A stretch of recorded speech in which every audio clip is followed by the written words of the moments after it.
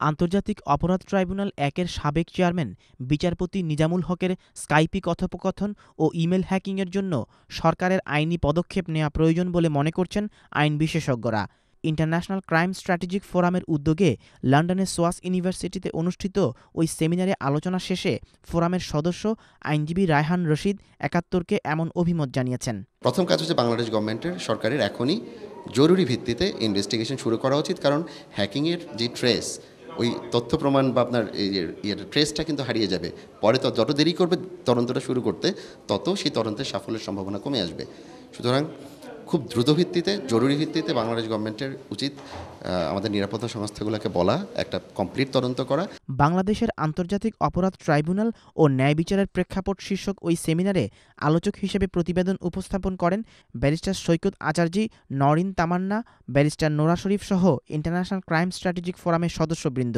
প্রশ্নোত্তর পর্বে রায়হান রশিদ বেলজিয়াম প্রবাসী আইনজীবী ডক্টর আহমেদ জিয়াউদ্দিন ও তাকে জড়িয়ে গণমাধ্যমে প্রকাশিত সংবাদের কোনো জবাব না দিলেও দ্য ইকোনমিস্টের বিরুদ্ধে আইনি লড়াইয়ের কথা ভাবছেন বলে জানান।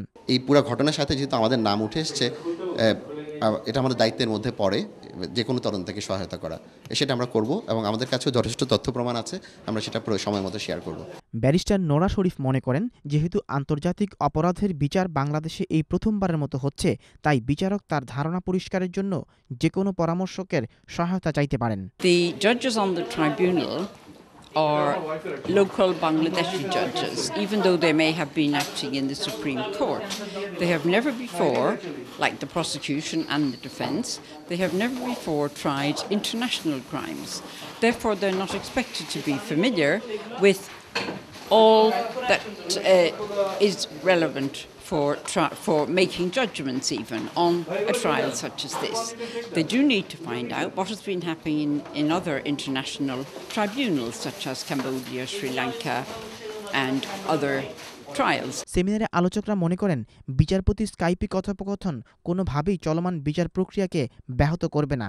প্রায় 2.5 ঘন্টার ওই সেমিনারে ইন্টারন্যাশনাল ক্রাইম স্ট্র্যাটেজিক ফোরামের সদস্যরা ছাড়াও বেশ কয়েকটি বাংলা ব্লগ ও অনলাইন ভিত্তিক লেখক ফোরামের তরুণ ব্লগাররা উপস্থিত ছিলেন।